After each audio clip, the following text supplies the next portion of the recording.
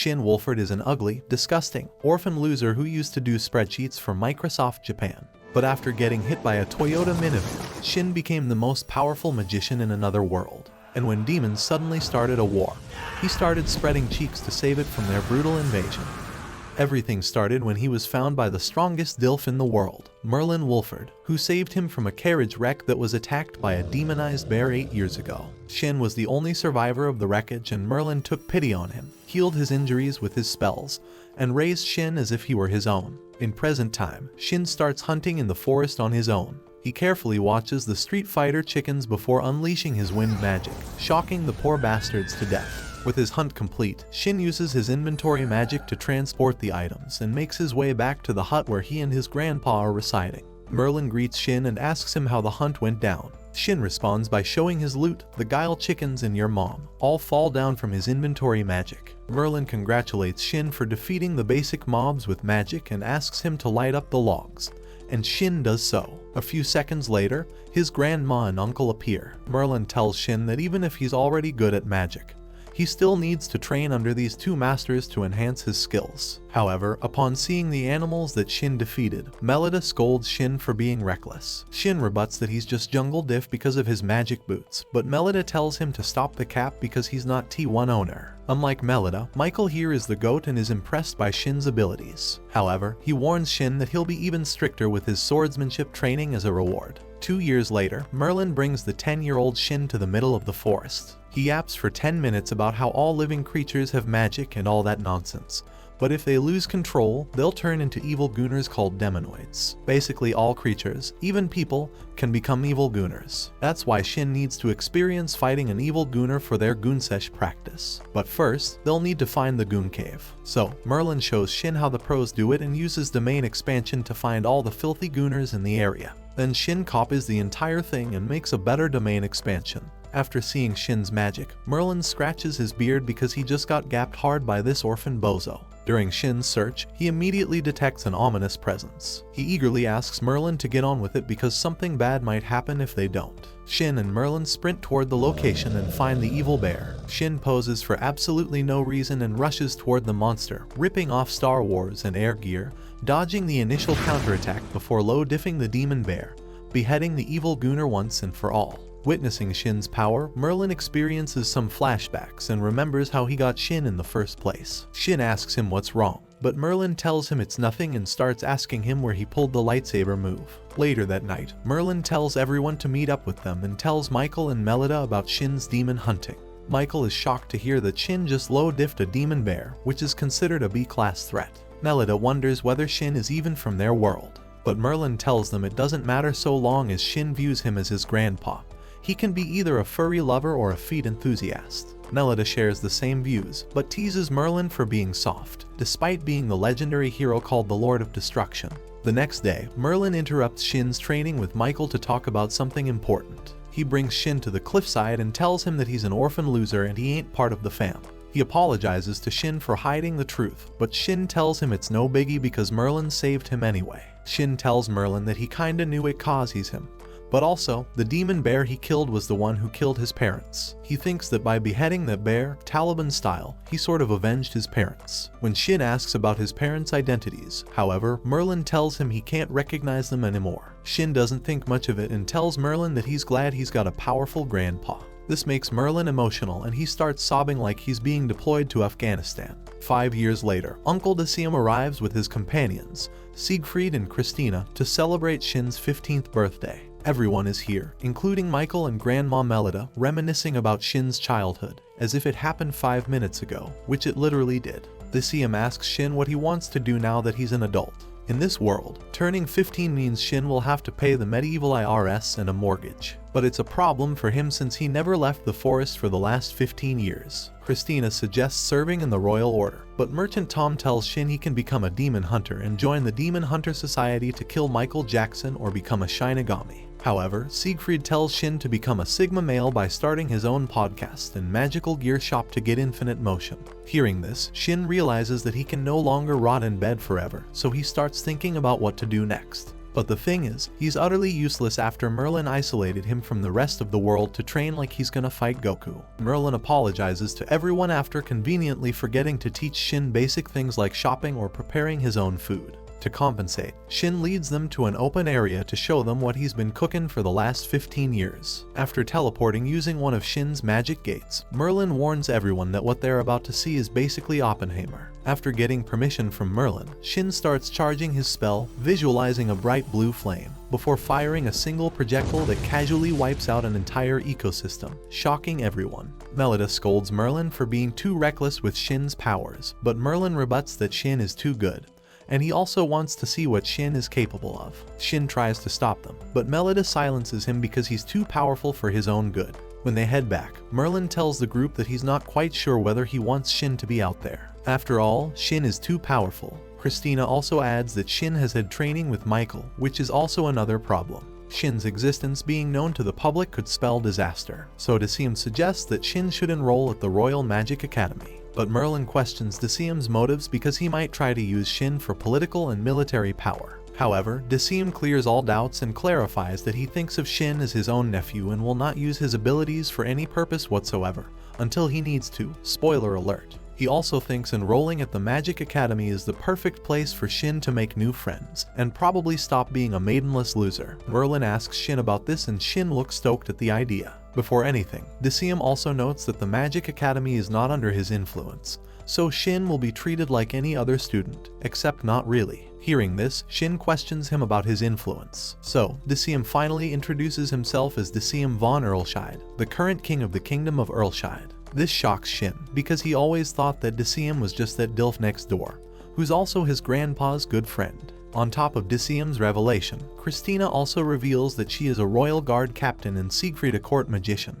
both working as Decium's escorts. In addition, Michael also reveals that he's a former knight commander of the Order. Basically, Shin is surrounded by the Avengers type sheet. But the revelation doesn't end there, because Decium tells Shin that Merlin was once a legendary hero who low-diffed a demon Gunner. Some years ago, back when Decium was just a prince, he was part of the subjugation group created to jump that demonized Gunner who terrorized their country. But they got no diffed and he almost lost his life. However, Melida and Merlin arrived just in time to wipe the floor clean with the demonized Gunner's face. After that one feat, both Melida and Merlin were recognized as heroes and Decium looks up to both of them to this day. But there's more to it. Christina just truth-bombed Shin by telling him that both Merlin and Melida were raw-dogging it as ex-lovers. 2 weeks after Decium's visit, Melida, Merlin, and Shin arrive at the capital to live in Merlin and Melida's old house. Upon hearing of Melida and Merlin's arrival, people start going crazy and running after their carriage, hoping to see the legendary heroes in person. Later that day, the trio arrive at the old guy's home and are greeted by the butlers and maids arranged by King Decium.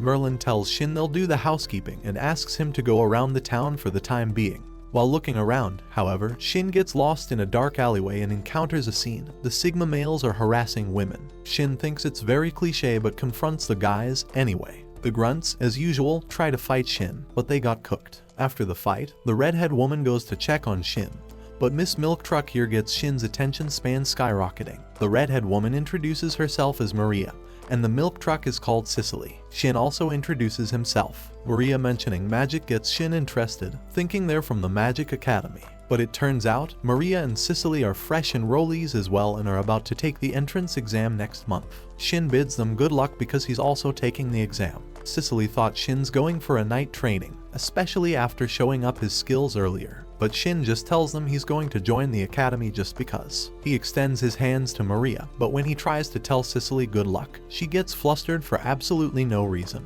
Maria tries to talk about the Guru and the Wise Man, referring to Melida and Merlin, but Shin tries to hide his connections to them so as not to blow his cover. Shin ends their lunch and pays for the girls as he returns to the mansion. A month later, the entrance exam starts. While looking for the exam room, some bozo named Kurt tries to shove him off. But Shin's quick reflexes almost send this guy to the Fortnite lobby. The guy angrily stands up and starts being the most punchable face possible. He tells Shin that he's the heir to the Count of Rebel's roost or something. He also tells Shin he'll pay for this insolence. But another blonde appears and it's Prince August, son of King Decium.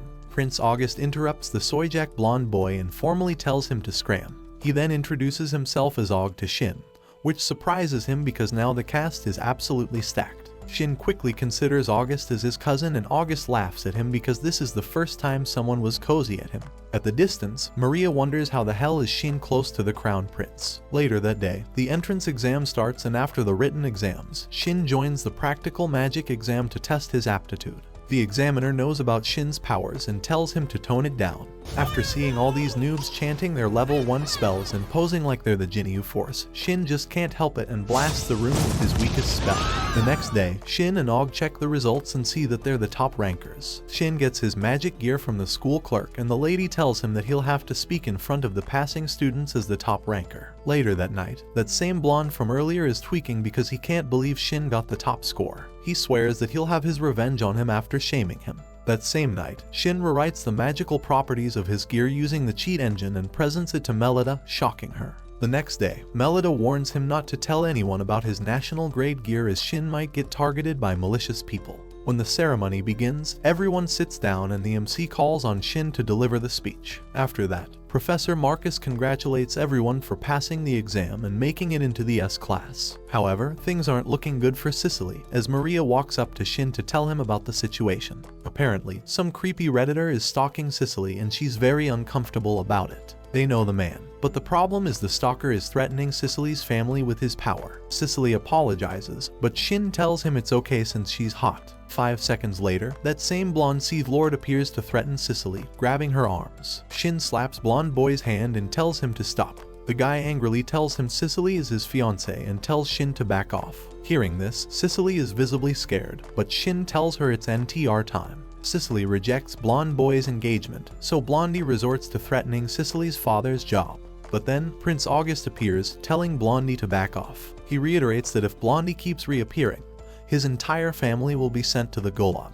Blondie finally backs off, but things aren't over yet. Shin realizes Blondie is probably the type of guy to reappear again as the most annoying guy in the series, so he tells everyone they'll go back to his place to explain the situation. Later that day, Shin explains to the oldies what's up, and asks them if he can rewrite Cicely's magic gear to make sure she'll never get hit on or hit by anything or anyone. Melida knows how powerful Shin's enchantments are, so she tests Cicely's resolve on the matter. Cicely pulls the appealing to emotion card by telling them the truth, and refuses the magic gear enhancement because she doesn't want to use Shin's powers for her own gain. But Melida acknowledges her resolve, so she allows Shin to perform the necessary enhancements. Merlin tells Shin he had no idea Cicely was doing a professional gaslighter, because he knows Melida well and she's usually the girl boss. After performing the gear enhancements, Decium warns Shin not to tell anyone about the magic gear enhancements. The mere existence of this powerful equipment could spell war. Regardless, Shin wants his classmates to have their magical gear enhancements maxed out. That night, he finished the arrangements and maxed out everyone's gear except for Maria's, who refused his offer. Cicely is especially grateful for Shin basically being her tier 3 sub. In addition to the protective gear, Shin also offers to take Cicely home starting tomorrow to avoid any potential threats to her life. He demonstrates his magic gate and tells them about his teleportation magic, assuring them they don't need to worry because his magic is faster than Goku's instant transmission. The next day, Shin escorts the baddies into school, using his search magic to detect any malicious force. Cicely apologizes for taking up Shin's time, but Shin looks at her and becomes a shoujo manga protagonist. August meets up with them in their homeroom and their professor tells them about the school's facilities, including the study groups. Shin asks what's a study group, so the professor tells them it's a focus group for basically anything related to magic. Currently, there are 3 of them, but August tells Shin they won't be any challenge to him at all, so he suggests that Shin makes his own study group. The professor likes the idea of Shin leading the study group so much that everyone is on board with it. Lin suggests that they need the study group to be unique, so they're going to study magic under Shin, who's also a student of Merlin and Melida. She calls it the Ultimate Magic Study Group, which is basically Akatsuki for magic booze. That afternoon, Decium discusses things with his retainers, reading reports about the increase in demon activities lately, which is worrying them. One of the retainers suggests that there's a human intervention, so Decium orders them to enlist the Demon Hunters Society to investigate the threat. That night in the Ritzburg estate, Blondie's father scolds him for using their family name in vain. But Kurt argues that poor people aren't real people and they're God's chosen people. He tells his father that he loves racism so much, he's willing to sacrifice poor people for his own benefit. He tells his father he's gonna kill Shin in August so he can finally taste Sicily's mac and cheese. So his father slams him to the ground and sends him to Guantanamo Bay, never to be seen again.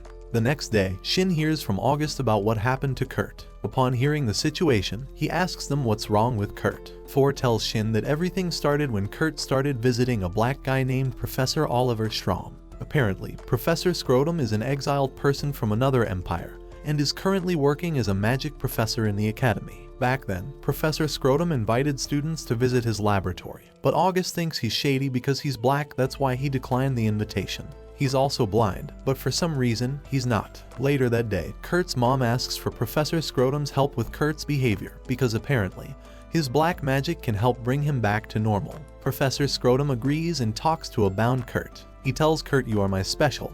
That's why he's gonna be even more special after this special trick. Professor Scrotum makes Kurt get a whiff of his crack hands and Kurt starts tweaking even more. The next day, August asks Shin what he's going to do next now that Kurt's been grounded. He tells him that there's probably no need to escort Sicily, but argues that he doesn't need to escort Sicily now. Instead, he'll just accompany her home. Sicily is especially happy to hear about this. Besides, Shin's negative aura detector can detect anyone trying to harm Sicily. Thor is curious about this magic, so Shin explains the principles of how to find a demon. Basically, it's just a vibe check. He also flexes about beheading a demon bear, which surprises the entire group. That noon, Shin detects a sinister aura directed at them. From a distance, Ultra Crackhead Kurt appears, ready to throw hands. But instead of hands, he throws a devastating fire spell at Sicily. Shin blocks the spell just in time, but the spell's force burns his hands. Except it doesn't matter, because he's got the Kirito auto healing. Shin realizes Kurt's trying to solo gank them and August thinks this guy is cooked. Kurt starts tweaking again and unleashes some negative aura shit. Bro is hyperventilating, so Shin tells August to leave it all to him because he's the GOAT and they're not. August understands this and evacuates everyone. After the group leaves, Shin locks in and Kurt dashes forward in full force, unleashing an extremely powerful attack. Shin dodges the attack and counters with level 1 spells, damaging and disabling Kurt for a few seconds. But this angers Kurt even more, telling him that he's gonna get that shutdown gold. Kurt fires another powerful attack, so Shin poses to block it before forcing his way up to deliver a devastating lightning attack. Shin wants to disable Kurt, but given Kurt's condition, the only way to disable him is to relocate his head away from his body. Shin closes the gap, but Kurt starts charging an evil spirit bomb. This forces Shin to unleash his lightsaber again and finally talibans Kurt's head. A few minutes later, August and the rest come to Shin to check on him. Sicily checks on Shin, but he tells them he's alright. They can't believe Shin just beheaded someone, like that's some really diabolical work. Then the Imperial soldiers arrive after a while to check on the status of the Demonoid. But August tells them it's done and declares Shin as the hero who defeated the Demonoid, so the soldiers just glaze Shin. The next day, Shin talks to everyone about Kurt's transformation, which might have been man-made. Apparently, people lose their reasoning and whatnot when they go demon mode. But the problem is that Kurt can still speak, which means the devs patched the problem and introduced new mechanics. Kurt's transformation was man-made and the only suspect is the guy with a darker skin tone. Later that day, Shin and his friends arrive at the mansion and see that Decium and his guards are there. Apparently, they want to give Shin a medal for gapping a demon hard. But Merlin isn't happy with this and asks Decium what the hell he's doing. Decium tells Merlin some political shenanigans, but really, they need to acknowledge Shin's efforts, or the lack of it, in defeating the Demonoid. They want Shin to feel acknowledged because he would be a very flat character without his feats. Merlin understands this and agrees with Decium. Now, everybody knows that Shin is the GOAT, from the school, to the guard, to the prince, to the king. With this reward, Shin beheading someone in their school is no longer a problem for people and no one will bat an eye. In fact, all the girls love him now and want Shin to breed them. Shin finally achieves maximum Riz, but his eyes are glued only to CEO of Milk Truck Industries, Sicily. Later that day, 2 new additions to the Ultimate Magic Study group arrive in the form of Mark and Olivia, son and daughter of a famous smithy and bakery in the capital. Olivia invites them to their shop and Shin agrees because he also wants to visit the smithy to commission new weapons and gear. On the other side of the city, Decium's demon hunters start scouring for Professor Scrotum's location. The investigators invite the professor to join them in hunting the perp responsible for turning Kurt into an Ultra Gooner. The professor agrees and joins the investigators. They lead him into a secured chamber where he's immediately surrounded by demon hunters and the royal guards. Apparently, Professor Scrotum got caught lacking by the investigators because Decium never made Kurt's demon possession public. And yet somehow, Scrotum knew about his name. Therefore, he's guilty. However, the professor is very confident about his game and blasts the chamber, almost catching Shin's group off guard. Shin sees that Professor Scrotum is black and August confirms it. The lead investigator is injured and asks Shin to run away from the professor. But Shin's like, nah, I'd win, and starts blasting. Unlike Kurt, Professor Scrotum's black magic is pro level. He easily blocks Shin's spells, but Shin gets behind him for a surprise backshot. Scrotum expects this and immediately backs off, fending off every single one of Shin's attacks by flying.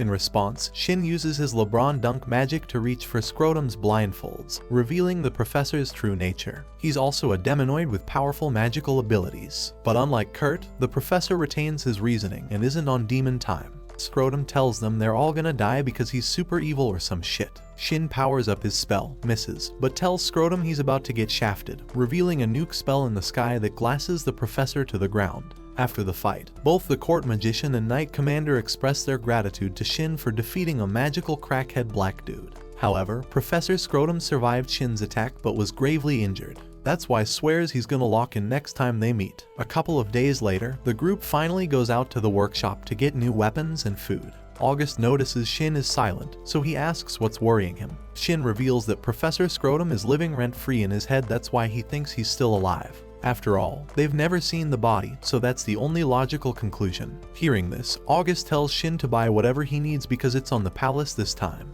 After meeting the blacksmith, Shin invites Cicely to pick up accessories with him. Cicely starts going to Lulu once again, but joins Shin in picking up accessories. Shin thinks it's a good idea to pick up a literal wedding ring for Cicely, so he gives it to her. The next day, the awarding ceremony begins and King Decium declares Shin as the new hero of their kingdom, granting him a prestigious medal for doing a real-life live leak move. Because of this, he's become even more popular with people and has to use his teleportation magic to avoid the crowd. Later that day, Shin proposes that they need to level up. For the last few days, he's been hyper-carrying the entire kingdom on his back, and these other characters are absolutely useless. But today is the last day, because he wants everyone to level up for their own safety. Shin instructs them to start practicing their magic control, to level up their magic proficiency. However, it seems like the group had a different perception when it comes to magic control, so Shin shows them his 5 billion aura that makes the girl's legs stop working. But Shin alone won't make a difference, so he brings everyone back to the mansion to learn more from Merlin.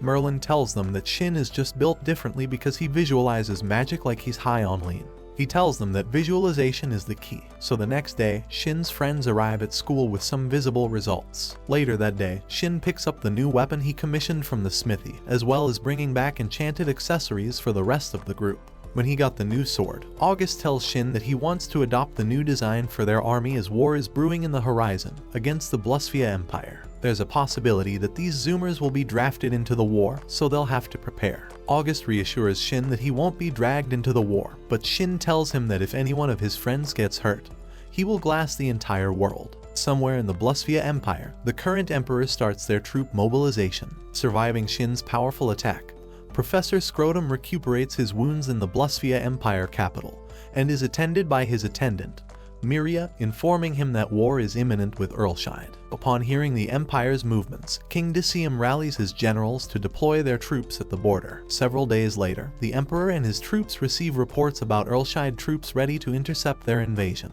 On top of that, a soldier reports that there's an ongoing demon invasion in the Blusphia capital. So, the Emperor has no choice but to order a mass retreat. With the Blusphian soldiers retreating, the Earlshide generals plan to pursue them, but they receive a report of a demon blockade preventing enemy pursuit. The sudden appearance of the crazed demons was the work of Professor Scrotum, unleashing chaos and mass confusion. With the capital city in ruins, the Emperor is tweaking and fuming from taking such a massive back-to-back L, but Scrotum's appearance surprises him. Scrotum binds the Emperor with his magic and blasts the poor bastard to death. A few days later, the Earlshide generals visit the Blusphian capital to check what's going on, but they're immediately greeted by Scrotum's demon army. This makes them turn tail to report back to the capital. They inform Decium about the situation. This news makes its way to Shin's class, and their professor tells them that all S-class students will have to join the ranks of the knights and court magicians to bolster their strengths. On top of that, Shin's group needs to cooperate with the knights in training to observe proper tactics in the battlefield.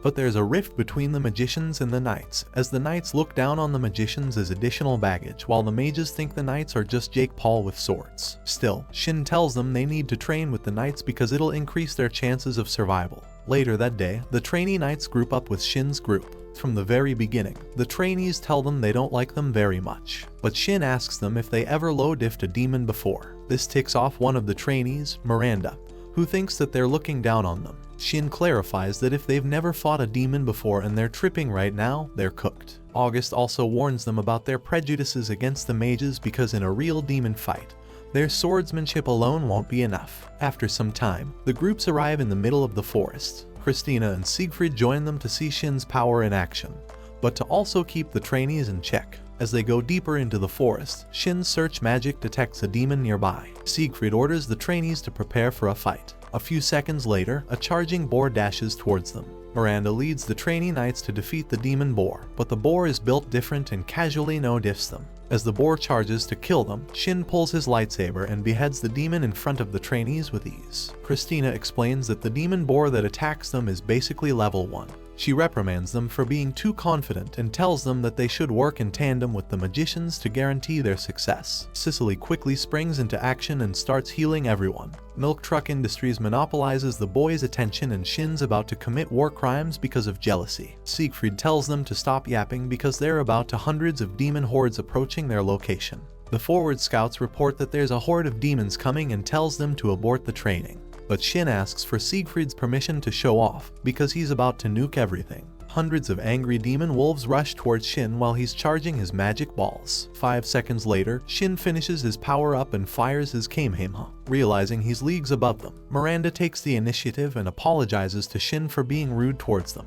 After that little show, the group presses onward. Then they encounter a demon bear. Since Shin already did most of the legwork, the rest of the group needs to work together to defeat it. August readies up their spell with Maria and Cicely, while the rest of the trainees charge forward to intercept the bear at melee range. With their combined effort, they manage to down the bear. After the fight, Siegfried asks Shin about his magic skills. He wants some tips to level up his abilities as well, so Shin lets him know some of the secrets about his powers. Siegfried wants to know more and asks Shin if he can study under him, but August stops him from doing so, because Siegfried is in the military as a court magician. They can't just study under Shin and further the military's power. August wants to uphold his father's promise to never militarize Shin's power and existence. That's why he wants Siegfried to find another way. August also tells Siegfried that he needs to practice his magic control, because that's one of the key components in creating powerful barriers like what Maria and Cicely can do. On the other side of the forest, Tony's group aren't faring well because of some rift with his former friend, Giulio, who he cucked years ago. The same goes for Lynn's team because the trainee knights think they're just damsels in distress. But when the threat finally arrives, the girls destroy them all. After a few hours, the training ends and Shin reunites with the rest of the gang. Somehow, things went well, especially between Shin and Cicely's relationship. But August breaks the bad news to them. He informs everyone that they'll be placed under national supervision, especially now that war is brewing on the horizon. Shin apologizes to them for indirectly involving them into the military, but no one feels like they're out of place. In fact, they're glad that they're set up for life because serving in the military grants the highest V-Bucks paycheck. August urges Shin to be positive because they can save the world with their powers. Several days have passed and the group starts training even harder to enhance their magic abilities. Then more bad news comes from August, stating that as part of the S-Class in the Ultimate Magic Study Group, they're no longer ordinary citizens. From now on, the group will be an elite magic unit specializing in demon hunting and special missions. The war on demonoids is coming and they'll have to bring everything that they've got. Reports suggest that demonoids are increasing day by day, and the Blusphia Empire is starting to fall down. Several hundreds of thousands of civilians were slain and the casualties skyrocket once the attack spills into neighboring kingdoms, including Earlshide. August informs them that the kingdom will have to form an alliance with other nations to repel the threat or their homes will be next. What's more, the demon army is rapidly increasing each day, so the threat is considered S-Class now. Shin thinks of a plan and concludes that the best way to combat the demon menace is to have a beach and hot spring episode, as part of their training into becoming stronger mages. Everyone is on board with the idea and Julius suggests they stay in his family's resort area. But Maria interjects and suggests they should stay in Cicely's city instead, because they have a hot spring there. That night, Shin brings up the idea to both Merlin and Melida to ask for their permission. Melida immediately disagrees because she can't have Shin casually breeding Miss Milk Truck or anyone who fancies him for some training. But in reality, she just wants to come with them. and so does Merlin. She tells Shin that nothing ever good happens if they let him be, that's why they're coming to block him. Several days later, a couple of carriages depart from the capital to travel to Sicily's city. But on the way to the city, they pick up demon signatures, so they stop the carriage to deal with them.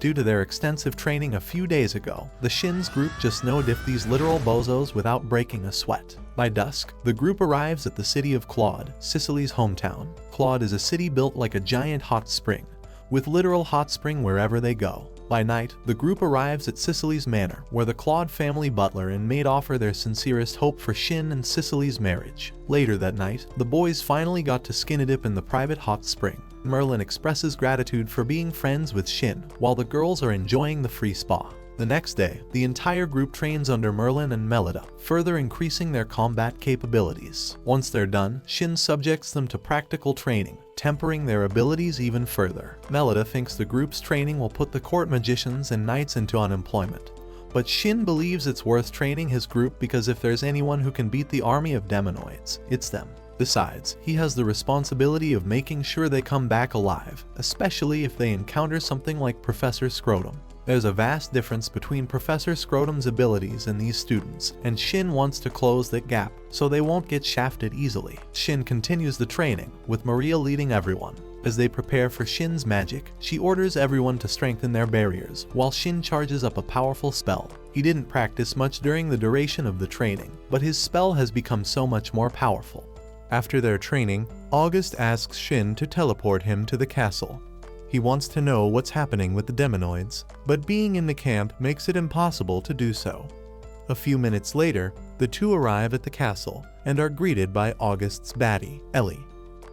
Ellie is August's fiancée and she's well endowed as well as Sicily, but she yaps so much she's qualified to join the Talk to a podcast. August's little sister, May, is here as well, who wants to see Melida in action. August asks them why they're in the castle and Ellie tells him that they're joining the training camp. August tells them they can't join the camp because it isn't for fun, so they consult the king. But Decium tells him to let the two join, because there's really no harm in letting them in. Besides, the training is for them to be strong enough to protect people. If they can't protect two girls, then how can they expect to protect the entire nation? And so August has no choice but to bring them along. A few minutes later, they arrive at Sicily's hometown once again. August warns the two that the training camp isn't just for fun, but Ellie tells him it's fine because she's just there to make sure August isn't banging or bagging anyone. Shin remembers that they do have girls in the group, but Ellie tells him the girls aren't the problem, it's Shin. Apparently, ever since Shin appeared, August only ever talks about him like they're on that Alabama Brokeback Mountain type shit. August explains that Shin makes him comfortable enough because he doesn't need to be treated like royalty every time.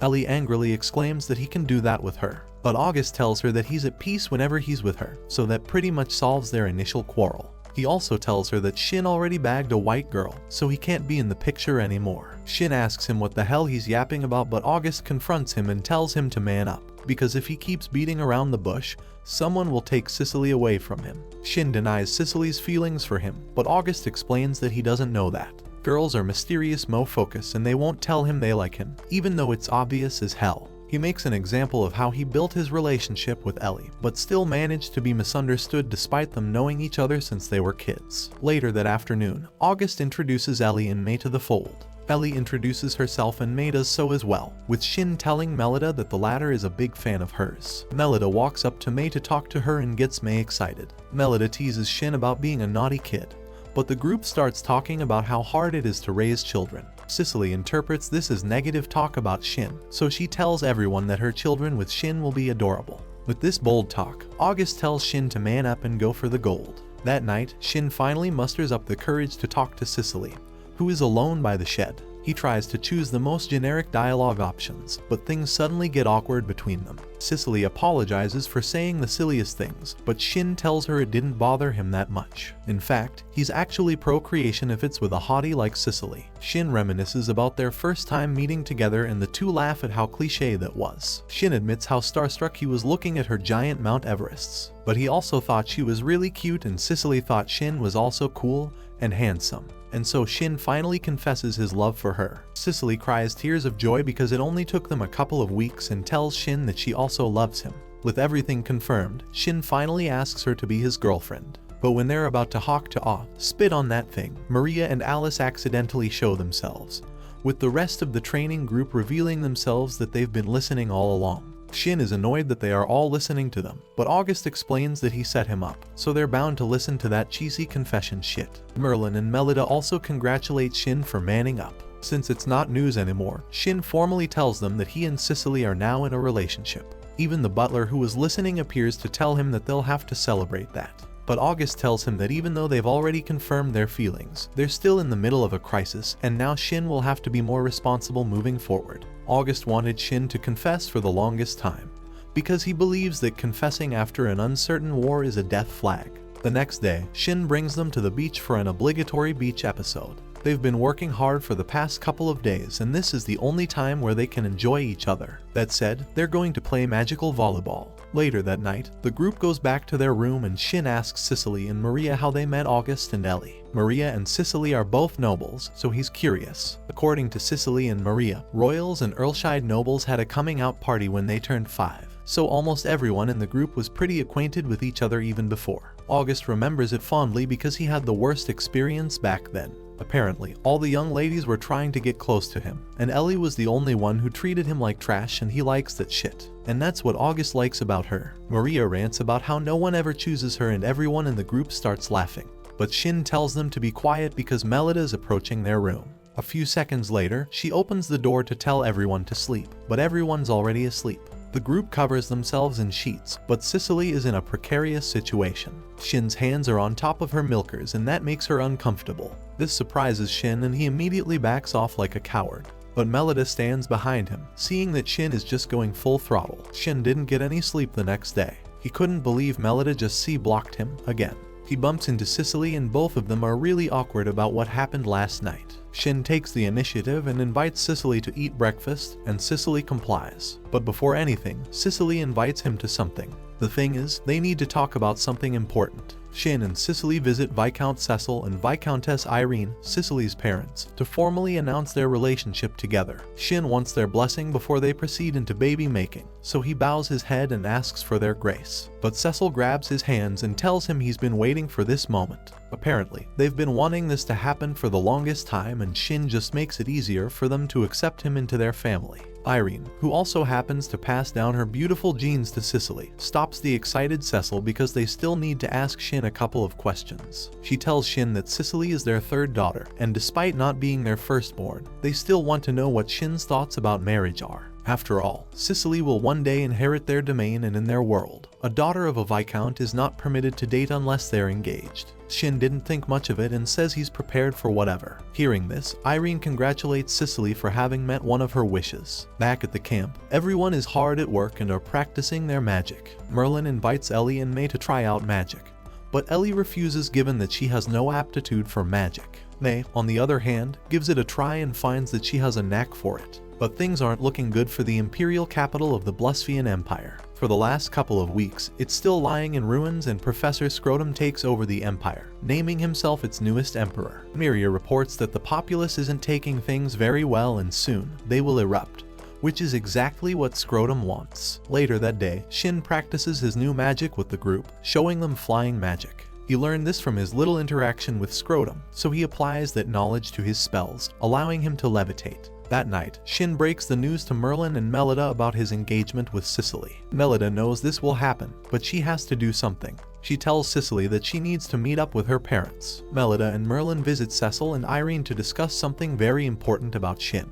They tell them that Shin isn't Merlin's biological grandson. Melida believes Irene and Cecil consider Shin because he's Merlin's grandson, which is likely a great honor for them. But Melida clarifies that there is no such thing as that. That said, Shin's background is unknown. He could have been a noble or a broke guy from Atlanta. Hearing this, Cecil airs his disappointment because he thought Merlin and Melida wouldn't think of them terribly. Cecil clarifies that Shin loves Cicely more than anyone else in the world, and for that reason, they allow Shin to date Cicely because they know Shin's resolve is unmatched, his tongue game strong, and his riz phenomenal. They feel safe knowing that Shin will shag their daughter all day, all night, from the bathroom to the kitchen, and yet, he will still keep her safe no matter what. Melida immediately apologizes for assuming too much about the Claudes. Cicely declares her love for Shin, and Shin expresses gratitude for allowing him to date their daughter, promising to keep her safe at all times. The next day, Shin gives everyone their god tier gear, With their drip maxed out, the ultimate magic study group is ready to take on anything.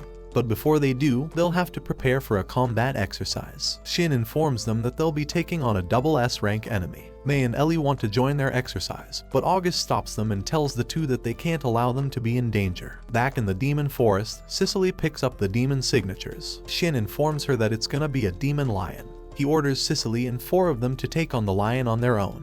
When the lion appears, Shin orders them to stand ready before ordering to fire their spells. The combined elemental damage creates a large explosion that utterly decimates the demon lion. Shin tells the rest of the crew they can solo the rest of the demons on their own, and so the rest hunt solo. Seeing the incredible progress of their team, Shin believes they're ready for the demon army. But first, he'll need to attend the engagement party. Later that day, Shin wears his suit while Cicely wears a bridal gown, visiting him before the ceremony begins. That MILF Irene interrupts the two and tells them to hurry up to the grand ball. After a few minutes, the two enter the ball. Their classmates, Cicely's parents, King Decium, and the oldies are present in the ceremony to congratulate the newly engaged couple. After the party, Shin finally finds the time to talk to Cicely in private. There, he opens a box and formally proposes to Cicely. With Cicely's consent, Shin inserts the ring in her finger and finally kisses Miss Milk Truck, after getting blocked multiple times. Several days have passed and Shin's concludes their training. After teaching everyone how to use flying magic, he believes his crew is finally ready to fight. Back at the Blusvian capital, Scrotum's associates, Zest and Miria, report the situation. Everything is going according to their plans, but the nobilities are still enjoying their luxury, while the rest of the citizens are starving. After Scrotum's demon time, the demon citizens attacked the nobles and dealt with every town within the Empire's territory. With the entire Empire under his demon army, Scrotum calls every demonoid to his palace. He informs them that his mission is to actually overthrow the Empire. But now the Empire's in ruins, there's nothing more to do. The demonoids aren't happy with this. After all, they finally have the power to fight against the nobles who oppress them. They want to take over the world. But Scrotum thinks that's too much for him, so he tells everyone that they can do whatever they want with their newfound powers. One of the demonoids hears his reason, so he leaves, along with several others to do as he pleases. With only a few remaining demonoids in their ranks, Zest discusses what's their next step. Miria is baffled by Scrotum's contempt for the Empire, so she asks her what's up with the insane hate. So, Scrotum tells him the entire reason for his revenge. Several years ago, he was just another noble who owned a small portion of land somewhere in the capital. Unlike most nobles, he was fond of his citizens and even helped them plow their fields and plant their crops. He was also very generous to them, and thanks to his knowledge of agriculture, their small land was prosperous. On top of that, no one is poor in his domain. One of his citizens asked him why he's so fond of the commoners. Scrotum told him that he once visited an admirable nation where everyone was equal and there were no slaves. That nation was the kingdom of Earlshide. Unlike the Empire, Earlshide's citizens were treated fairly and there were no broke people starving in the streets. He hoped that one day, the Empire would follow its example. That night, Scrotum's wife, Aria, visited him and asked how he's doing. Scrotum's been hard at work, but he told Aria that she had nothing to worry about because he's building a future for their family and their domain. That same night, a council of nobles led by the Emperor plotted against Scrotum.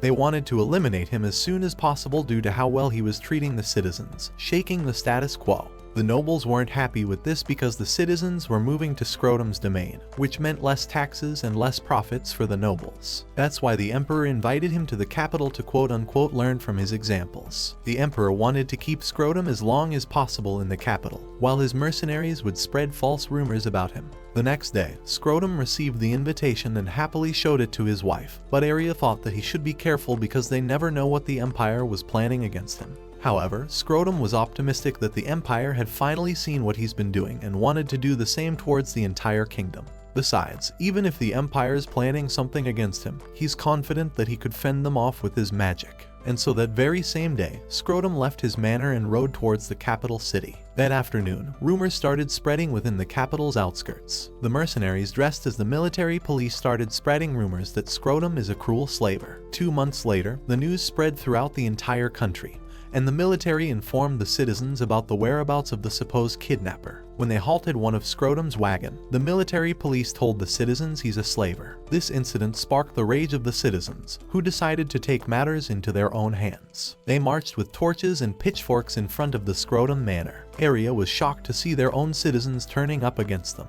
The citizens torched the manor, leaving Aria inside, burning alive. On the way to the manor, Scrotum's carriage driver informed him that his house was burning. Scrotum immediately rushed to the scene, but he was too late. Arya was already dead. Behind Scrotum were the mobs, who were really angry with their pitchforks ready to kill him as well. The citizens angrily blamed Scrotum for all the kidnappings, but he told them that the military police wouldn't let citizens near the crime. That's when both Scrotum and the citizens realized that the Emperor was behind everything. However, the citizens paid the price. Scrotum had lost everything, and so did his restraints and morals. Dark winds surrounded the Duke, and from his anger manifested the most evil aura ever, creating a malevolent explosion that killed everyone nearby. This was the beginning of Scrotum's long and hard fight to destroy the Empire from the inside, and everything will fall into place with his newfound rage. After hearing the story, Zest commissions a young warrior named Lawrence to rile up the neighboring kingdoms to attract the attention of Shin and his magician group. He orders Lawrence to attack the Kingdom of Swede, which is the kingdom next to Earlshide. He wants Lawrence to rally the rest of the Demonoids to lure Shin. The next day, King Decium formally recognizes August as the Crown Prince of Earlshide, granting him a portion of the kingdom's political and military power. But just as he's about to receive his crown, a distressed soldier makes their way into the coronation area, informing them that the demon army is attacking the neighboring kingdom of Swede. The existence of the demon army attacks makes the public really worried for their safety. However, August claims that they are going to send their expeditionary forces to deal with the demons. This expeditionary force is Shin's ultimate magic study group, rebranded as the Ultimate Magicians. As Shin steps into the sights of the masses, he tells everyone that he'll do their best to subjugate and possibly eliminate all demon threats in neighboring kingdoms and prevent any demons from making it into their kingdom. With this newfound hope, the masses roar in hope. As soon as the speech is over, Shin and the Ultimate Magicians start to levitate, before taking off to the Kingdom of Swede. In the Kingdom of Swede, a bright red flare lit up the sky, signaling the start of the demon attack. From a distance, legions of horse-mounted demonoids rush on the way to the city. The Knight Commander rallies his troops, while ordering the court magicians to protect the city walls with spells. Several hundreds of kilometers away from Swede, Shin and his group talk about what their plans are. So, Shin makes a simple plan. He divides everyone into pairs and assigns roles to people who will be attacking and supporting. After a few minutes, August spots the Kingdom of Swede from a distance. Black smoke rises up into the skies while glints of burning buildings can be seen from afar. The demon army manages to break into the city proper and starts terrorizing the populace. One demonoid fires multiple projectiles toward a retreating woman with her child, cornering them with an explosion. But when these gooners are about to kill them, Shin and Thor make their appearance, kicking one of the back where it came from. The demonoids are cocky and laughs at Shin for thinking he can take on them. But Shin fires a goddamn Hadouken, toasting the bastard to nothingness. After defeating the demons, he checks up on the woman and the child, informing them that they are the reinforcements. Thor tells the woman to head for the church as it's the most secured place in the city right now. Once it's done, Shin scans the environment and sees the absolute destruction the demons have caused. Meanwhile, August strengthens the morale of the remaining soldiers and surviving citizens by declaring that they will liberate the city from the demons. He also announces to all the demons that they will be killed and hunted like the animals they are, and if they don't surrender, they won't even make it to Season 2. The Ultimate Magicians regroup and split into pairs. Shin orders Cicely to go to the church and save as many lives as she can. Before leaving, Cicely tells Shin to be careful. However, he doesn't know he's been watched by the enemy. Lawrence, who's hiding in one of the ruined buildings, wants to see how strong Shin is. Alice and Lynn start doing search magic to detect the demon's presence in their local area, before defeating the demons completely, turning it into a competition to see who can defeat the most demons. Somewhere in the city walls, two magicians are left holding their weak barriers against a stronger demonoid. Thor and Julius, on the other hand, deal with the remaining demons in the vicinity. They want to know what Scrotum's plans are, but the demons aren't working for him, so there is nothing to extract from them. The demonoids were once citizens of the Empire, but after overthrowing the Empire, they are left purposeless. So, instead of stopping with one, they want to tear down every empire in the world and create a demonoid nation. Once most of the threats have been dealt with, the Ultimate Magicians regroup at the church to protect Cicely and the wounded. Cicely has been working overtime healing as many injured civilians as possible. Meanwhile, Shin draws the attention of the remaining demonoids and starts blasting every single one of them. After that mass slaughter, Lawrence is convinced they can't take on Shin just yet. Maria and August get cornered by the demon commander. Maria fires up a quick spell, but the commander uses corpses as shields. The commander quickly attacks her before throwing her to a nearby wall. The commander realizes that despite the auto-healing properties of the gear Maria's wearing, they're still vulnerable. He wants to use that to his advantage, but Maria fires multiple spells at him. Unfortunately, it did nothing because the commander picked up an enchanted staff. They came to the conclusion that one of Shin's magic gear fell into the commander's hands, so August and Maria split up to hit the demon commander in his blind spot. August fires a lightning spell, but the commander blocks it with the staff. Maria sends a barrage of fire spell, but the enchanted staff blocks it all. However, it can only block so much. Once the spell overpowers the staff, the barrier breaks and damages the demonoid commander. This angers him, but before he can even act, August pierces his body with a lightning spell. Bro thought he's Toji to be acting like that. With the rest of the city almost liberated, the King of Swede breathes a sigh of relief. After the fight, Lawrence sees the destruction caused by the ultimate magicians and Shin to their demon soldiers, and concludes that they can never take on Shin with their mere numbers alone. Zest, who is outside the kingdom, did not expect how fast the magicians would take care of their army. Weaker demonoids cannot take on Shin and the magicians, that's why Zest asks for Miria's help. After a while, the remaining Swede soldiers and the ultimate magicians thought it's over, but Miria blasts one of the gates open with an unmatched power they've never seen before. An explosion that could potentially rival Shin's powers detonates from a distance while Scrotum watches over from a distance. Back at the church, a good amount of injured civilians are starting to pour in. Cicely's working hard, but an extremely distressed woman asks for her help to heal her husband.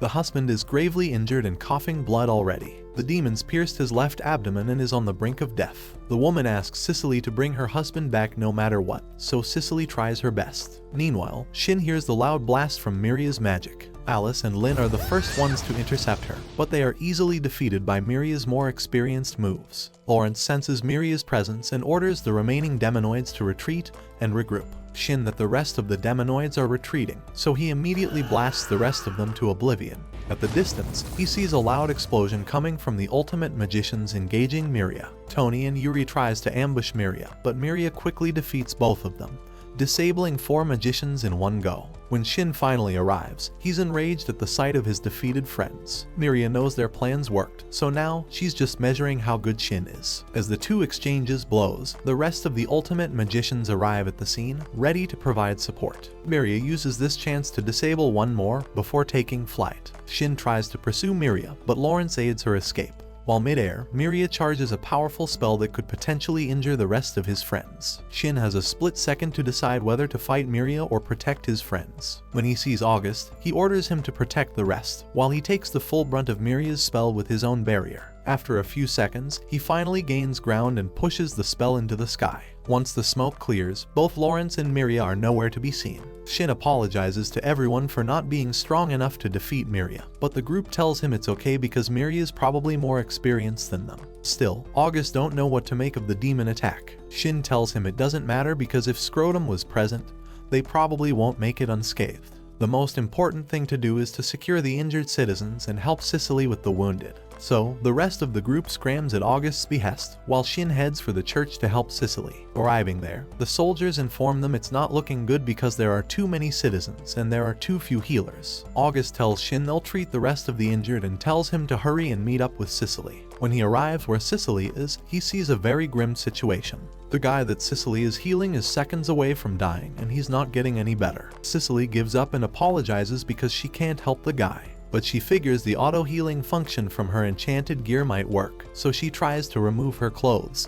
But Shin stops him. He tells her that the man is gravely wounded and the auto-healing won't bring him back. However, it's not over for him because he's there to help the guy. With his more powerful skills, Shin recognizes that Cicely's magic stabilizes the guy, so now he only needs to repair the ruptured organs. After a while, Shin manages to repair the organs and heal the guy back to normal. After healing the guy, Cicely walks up to Shin to compliment him. She tells her that she could never do what he can, so she apologizes for being powerless and useless when people need her the most. But Shin lifts her spirits and tells her she did what she's best at and the guy wouldn't survive without her help. Shin tells her she saved so many people in a short amount of time, which he could never do on his own. It's all thanks to her that all the people she saved are standing right now. That's why Shin wants her to realize she's not just a useless healer. Once the coast is clear, the King of Swede forms an alliance with Prince August. The prince believes that Scrotum's target isn't actually the Swede King's kingdom, but Shin, who defeated the sinister professor in the past. That's why there's an urgent need for an alliance. The king agrees with this proposition, and August informs him that they're going to host a summit with the neighboring kingdoms as well. Before leaving, Shin tells August that if they'd set up the gates early, they could have done more and saved more lives. Unfortunately, the gates will only work for the places Shin has visited in the past. That's why Shin declares that they're going to save the world. That night, the group returns to Earlshide and celebrates their victory against the demon army. Shin becomes even more popular with the masses. August immediately reports back to Decium what had transpired back in Sweden. August tells his father and asks for permission to become Earlshide's ambassador in their quest to create a worldwide alliance between nations, all to oppose Scrotum's demon army. Decium gives his blessing, and so does Merlin and Melida. With everything set, August departs with Shin and the rest of the group to set up gates and extend their alliance to other countries. Meanwhile, Scrotum congratulates Miria, Zest, and Lawrence for their work in Sweden. Despite their losses, it didn't really bother Scrotum as much. In fact, he finally tells them that they should really be wary of Shin. Their next plan of action will be decided once Miria's plans are in motion. The next day, August, Shin, and the rest of the ultimate magicians bid Decium, Merlin, and Melida goodbye to formally start their quest of world protection. That night, Merlin and Melida are finally alone, and just when they thought they can finally do it after all these years, the group suddenly arrive without warning, blocking Merlin for the first time.